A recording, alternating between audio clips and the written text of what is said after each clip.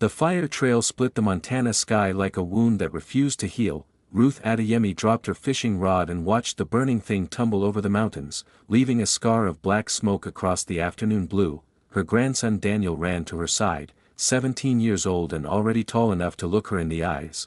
They both knew what it was. Everyone on Earth knew what Dominion ships looked like. The Reptilian Empire had been visiting their planet for 40 years, taking whatever they wanted and leaving behind poison and broken machines. Humanity had learned to hide when those ships appeared, to bow their heads and wait for the aliens to finish their business. But this ship was falling. Ruth grabbed Daniel's arm and pulled him toward her truck. Most people would run away from a crash site. Ruth had spent 30 years as an aerospace engineer before the Dominion declared human technology illegal.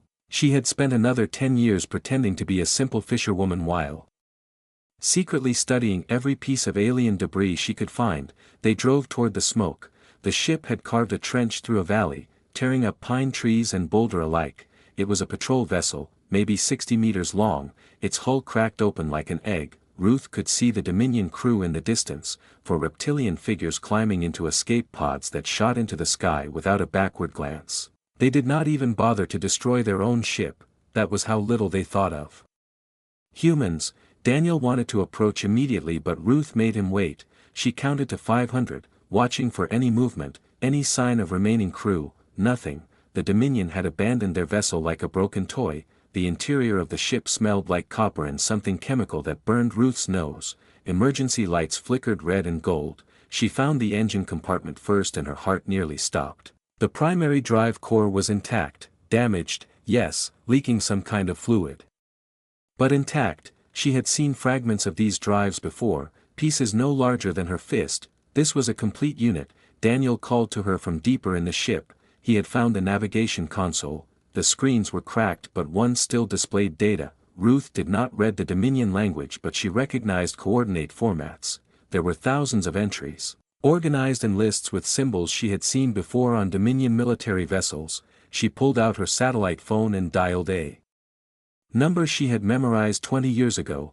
3 hours later, a convoy of unmarked vehicles arrived. The people who emerged were scientists, engineers, former military officers, all of them part of a network that had been preparing for this moment since the Dominion first arrived.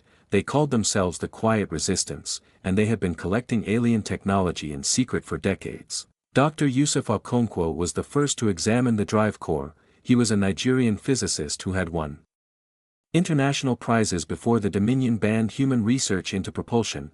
Now he repaired tractors in Iowa while dreaming of stars. When he saw the intact drive, tears ran down his face. Captain Ingrid Larson arrived next. She had commanded a submarine before the Dominion sank half the world's navies as a demonstration of power. Her crew had survived by hiding in an underwater trench for 3 weeks. She had been waiting for a chance to fight back ever since. Lin Weichen was the last to arrive. She was a systems analyst who had defected from a corporation that secretly collaborated with the Dominion. She knew their security protocols better than anyone on Earth. When she accessed the navigation database, her face went pale. "This is everything," she said. "Every military base, every supply depot, every processing facility in the sector." They had been so confident that they never bothered to encrypt it properly. They never imagined humans would access their systems. Ruth stood in the center of the crashed ship, surrounded by people who had spent their lives waiting and hiding and hoping. She looked at the drive core that could carry them to the stars. She looked at the database that told them exactly where their enemies slept. For 40 years, the Dominion had taken from Earth. They had stolen resources, kidnapped people, poisoned land and water without consequence. They had treated humanity like insects, barely worth noticing except when they became inconvenient. Now Earth had something to take back. "We need to move the ship," Ruth said, "somewhere hidden, somewhere we can work. We need engineers from every country that will help us. We need pilots, soldiers, anyone willing to fight." Dr. Okonkwo asked the obvious question. "Fight how? One broken ship against an empire?" Ruth smiled for the first time in years. "We start with one ship," she said. "We make it something they have never seen before. And then we make them regret ever finding our planet." Daniel stood beside his grandmother, looking at the alien technology that surrounded them. He had grown up in a world where humanity was nothing, a species to be exploited and ignored. He had never known anything else. But standing in that broken ship, surrounded by people who refused to accept their place in the galaxy. He felt something change, hope, maybe, or perhaps it was something harder, something with teeth. The Dominion had made a mistake. They had left behind the tools of their own destruction, and humanity was very, very good at learning from its enemies. The convoy began loading equipment as the sun set over Montana. Somewhere in the stars above, the Dominion continued their business without any idea that everything had changed. They would learn soon enough. 6 months of sleepless nights had transformed the wreckage into something new. The ship sat in an underground hangar carved beneath the Nevada desert, surrounded by scaffolding and cables and the constant spark of welding torches. What had crashed as a Dominion patrol vessel no longer resembled anything the reptilian empire would recognize. Human hands had rebuilt it from the inside out. Dr. Yusuf Okonkwo stood before the hybrid engine he had spent half a year creating, the original Dominion.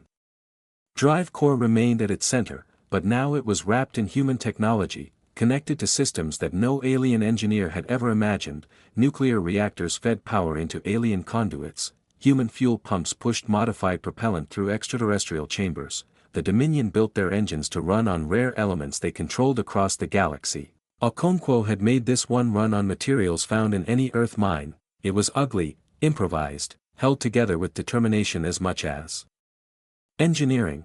It was also going to work. Captain Ingrid Larson walked through the ship daily, memorizing every corridor and compartment. She had selected her crew from thousands of volunteers, choosing only those who understood they might never return. Submarine veterans who knew how to live in cramped spaces, fighter pilots who could think faster than machines. Soldiers who had lost family to Dominion raids and wanted nothing more than a chance to fight back. Lynn Wachin had cracked the Dominion security systems after 3 months of constant work. The ship now answered to human commands.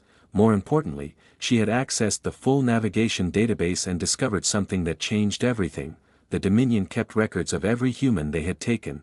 40 years of raids, 40 years of people vanishing from farms and cities and ships at sea. The Dominion had logged them all like inventory: names, dates, destinations, thousands of human beings sold to processing facilities across the sector. Lynn showed the records to Ruth Adeyemi in the quiet hours before dawn. Ruth read the names of neighbors who had disappeared when she was young, colleagues who had been taken from research facilities, children stolen from schools during Dominion sweeps. Her hands trembled as she scrolled through the lists. "They are alive," Lynn said, "at least some of them. The records show active status for thousands of prisoners." Ruth closed her eyes. This had started as revenge, as a chance to hurt the empire that had humiliated humanity for so long. Now it was something more. Daniel had grown in the 6 months since the crash. He was 18 now, officially an adult, and he had earned his place on the crew. He worked alongside engineers twice his age, learning systems that no human had ever operated. His grandmother had tried to convince him to stay on Earth, to be safe, to let older people take the risks. He had refused. This was his future they were fighting for. He would not watch from the sidelines. The ship needed a name. The crew debated for weeks before settling on something that felt right. They called it the Reckoning, because that was exactly what they intended to deliver.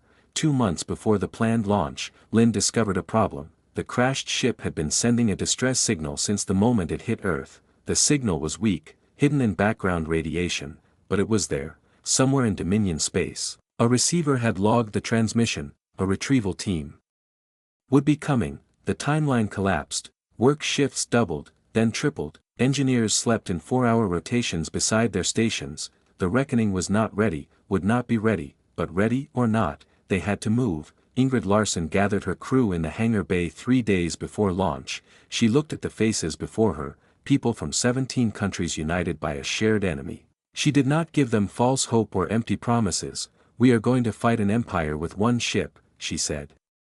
"We are going to do things that should be impossible. Some of us will not survive, but if we succeed, we will prove that humanity is not prey. We will prove that no species, no matter how powerful, can take from us without consequence." The crew did not cheer. They simply nodded and returned to their work. There was nothing left to say. Ruth Adeyemi made one final inspection of the ship before launch. She touched the walls that human hands had rebuilt, traced the seams where alien technology met human ingenuity. She thought of everyone the Dominion had taken, all the lives lost to an empire that considered humans barely worth noticing. Daniel found her in the engine room. he was wearing a crew uniform now, assigned to weapons systems. He looked so much like his father, who had disappeared during a Dominion raid 15 years ago. Ruth hugged him for a long moment, then she stepped back and straightened his collar. "Bring them home," she said, "all of them, every person they took from us." Daniel nodded. He would try. That was all anyone could do. The Reckoning launched under cover of a solar flare, its engines burning hot as it climbed toward the stars. Below, the people of Earth went about their lives without knowing that everything was about to change. The Dominion had ruled this sector for 1,000 years. They had never faced an enemy quite like humanity. They were about to learn what happened when prey decided to become predators. Silence filled the space between worlds. The Reckoning drifted through the darkness beyond Neptune, running cold, engines powered down to minimum, waiting like a predator in tall grass. Captain Ingrid Larson sat in her command chair and watched the sensor display with patient eyes. 3 contacts appeared at the edge of the solar system, Dominion light cruisers, each one 5 times the size of the Reckoning.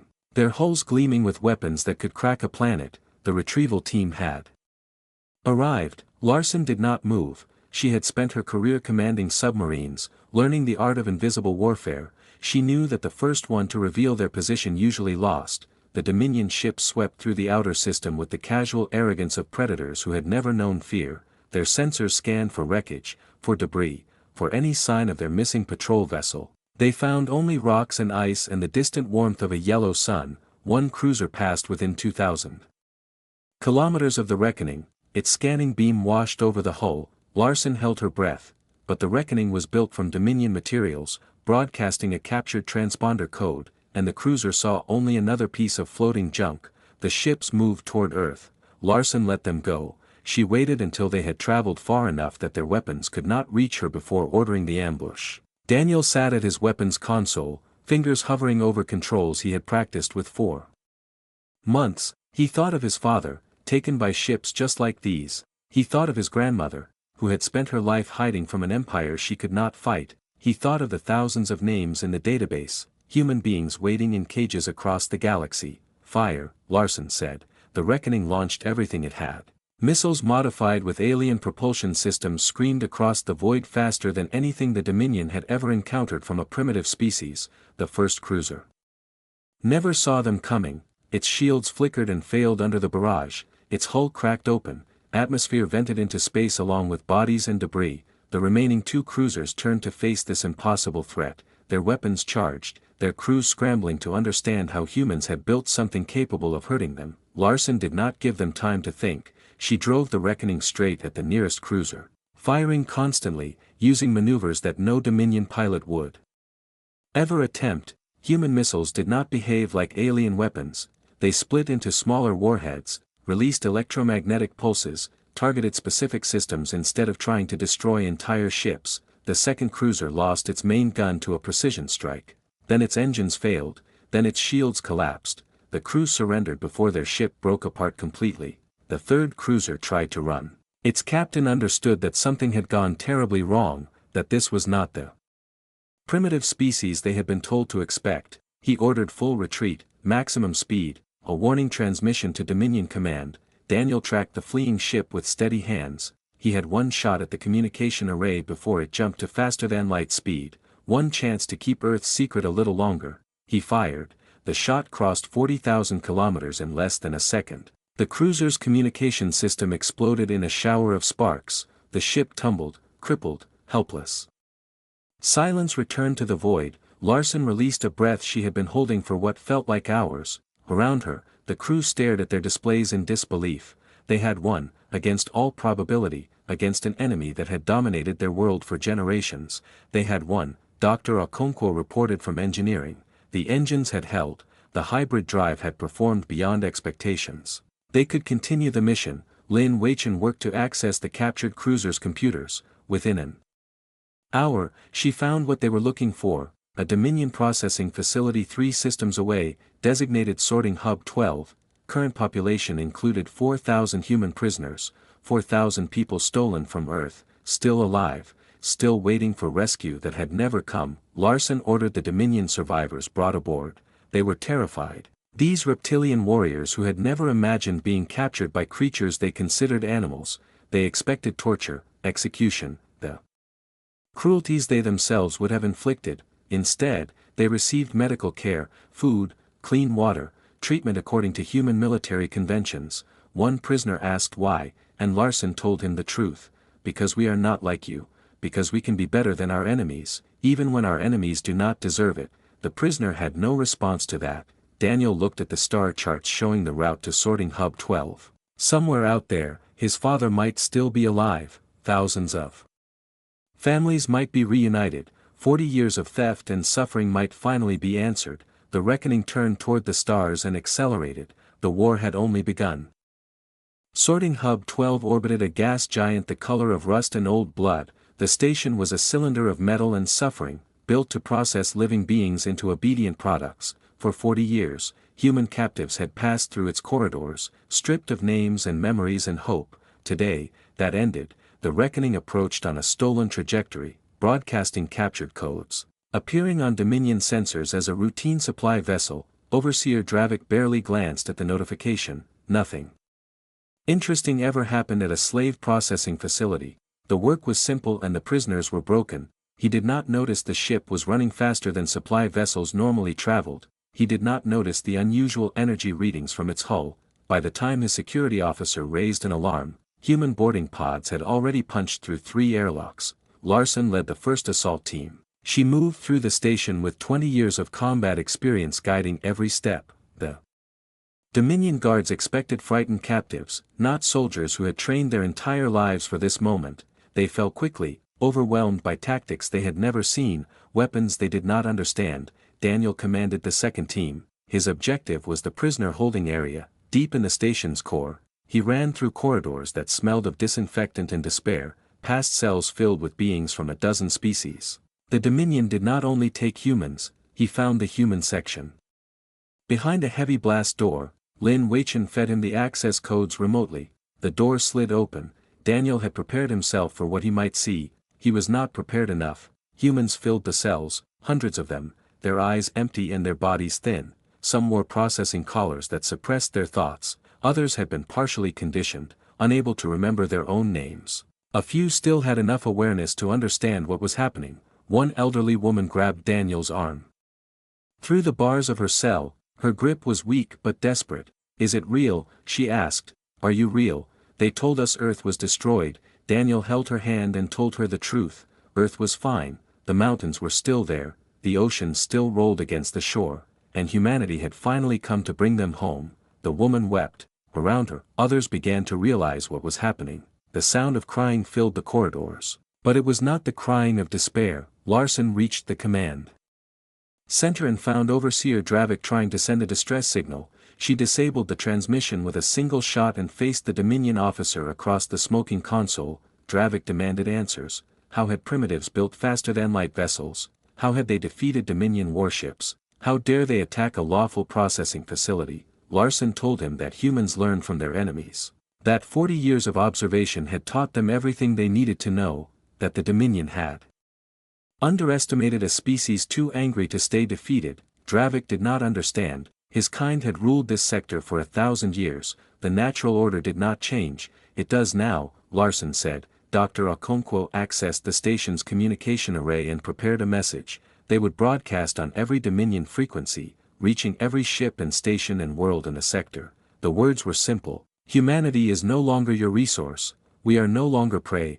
Any vessel approaching Earth will be destroyed. Any facility holding human prisoners will be liberated. The age of exploitation is finished." The broadcast launched into space, spreading at the speed of light across Dominion territory. It would reach 100 worlds before the day was over. It would reach 1,000 within a week. But the mission had a cost. 3 crew members died breaching the station. Lin Weichen took a plasma bolt protecting a group of children and had to be carried back to the ship.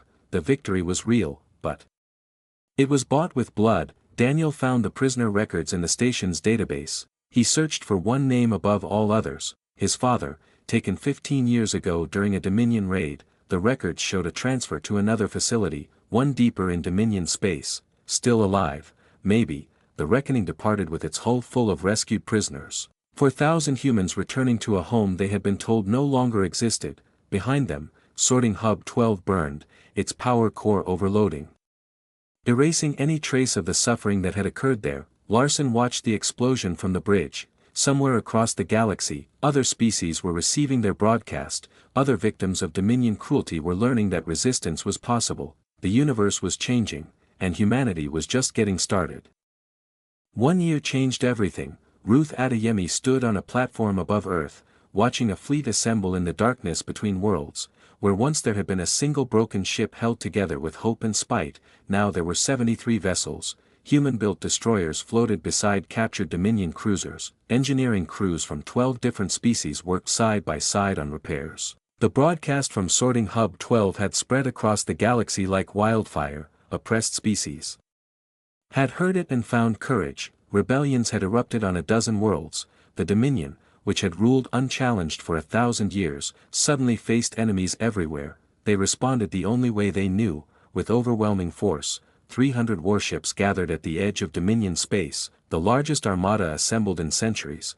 Their mission was simple: destroy Earth, exterminate humanity, make an example so terrible that no other species would ever dare resist again. They did not know that humanity had spent the year building alliances. The human coalition gathered at the edge of the solar system. 17 species stood together, united by shared suffering under Dominion rule. Insectoid engineers who had been enslaved for generations, aquatic traders whose worlds had been stripped of resources, silicon-based beings who had watched their children sold to laboratories. They had all heard the broadcast. They had all decided that if humans could fight, so could they. Captain Ingrid Larson, now Fleet Admiral, stood on the bridge of the reckoning. Her ship had been repaired and upgraded a dozen times. It no longer resembled the wreck that had crashed in Montana, but it remained the heart of the fleet, the symbol of what one broken ship could become. Daniel commanded a destroyer now, a vessel crewed by humans and aliens working together. His search for his father had led him across 3 systems before finding a record of death,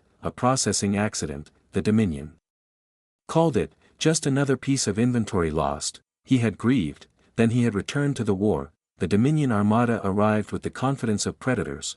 They outnumbered the coalition 2 to 1, their ships were larger, their weapons more powerful, their commanders expected victory within hours. The battle began at the outer edge of the solar system. Human tactics proved impossible to predict. Where other species fought in formations, humans adapted moment to moment. They took risks that seemed suicidal but created opportunities. They refused to retreat even when logic demanded it.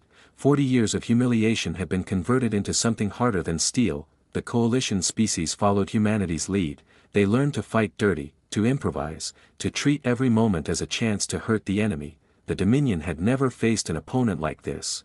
They had never needed to. The battle lasted 9 hours. It spread across millions of kilometers. Ships burned and died on both sides. Daniel led his destroyer into the heart of the Dominion formation, targeting command vessels and communication relays. He thought of his father, of his grandmother, of every human who had suffered under reptilian boots. He thought of the species fighting beside him, people who had found hope in humanity's defiance. The Dominion flagship fell to a coordinated strike from 7 coalition vessels. With it went the Armada's command structure. Ships began to break formation, some fleeing, others surrendering. The impossible was happening. The Dominion Empire was losing. Admiral Larson broadcast a final message as the battle ended. She did not threaten or gloat, she simply stated the coalition's terms: freedom for all captive species, withdrawal from occupied worlds, recognition of every species' right to exist without exploitation. The Dominion had no choice but to accept.